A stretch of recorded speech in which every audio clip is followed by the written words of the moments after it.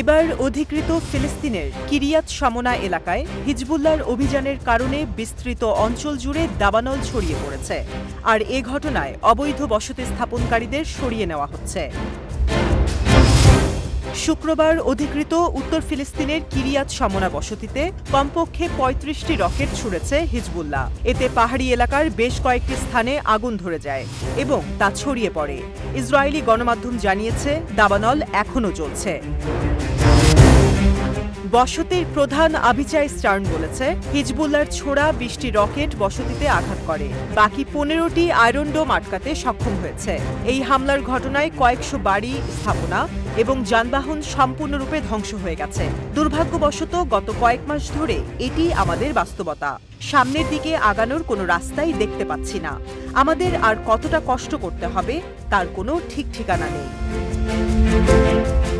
ইসরায়েলের প্রধানমন্ত্রী বেনিয়ামিন নেতানিয়াহুর প্রতি ক্ষোভ প্রকাশ করে আবিচাই আরও বলে, সে ১ সেপ্টেম্বর নিয়ে যা বলেছিল তা অত্যন্ত হতাশাজনক ও উস্কানিমূলক। কিরিয়াত শামোনার বাসিন্দাদের ৪০% আর ফিরে আসতে চাইছে না।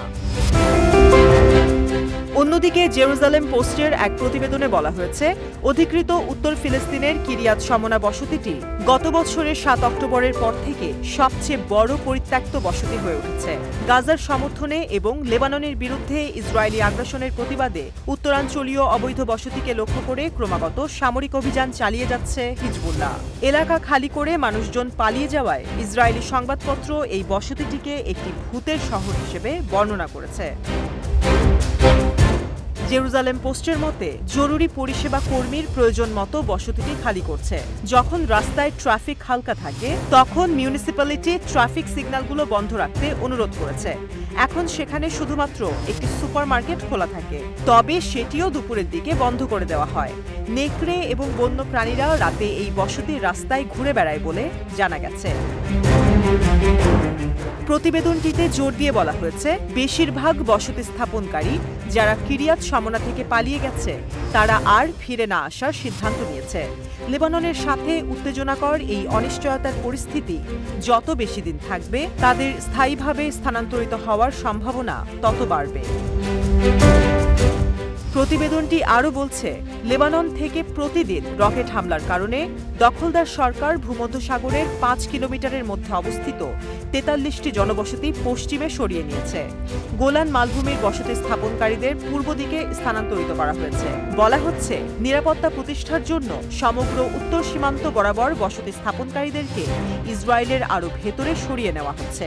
৬০,০০০-এরও বেশি বসতি স্থাপনকারীরা ইতিমধ্যে উত্তরাঞ্চল পরিত্যাগ করেছে। বর্তমানে হোটেল, ভাড়া বাড়ি বা আত্মীয় বন্ধুদের সাথে কোনো মতে দিন কাটাচ্ছে। গত বছরের ৭ অক্টোবর দক্ষিণ ইসরায়েলে স্বাধীনতাকামী হামাসের হামলার প্রেক্ষিতে গাজা উপত্যকায় উভয় পক্ষের মধ্যে যুদ্ধের সূত্রপাত হওয়ার পর থেকে ইসরায়েল ও লেবাননের হিজবুল্লাহর মধ্যে আন্তঃসীমান্ত গুলি বিনিময় অব্যাহত রয়েছে। সাম্প্রতিক সপ্তাহগুলোতে হিজবুল্লাহ উত্তর ইসরায়েলে হামলার তীব্রতা বাড়িয়েছে।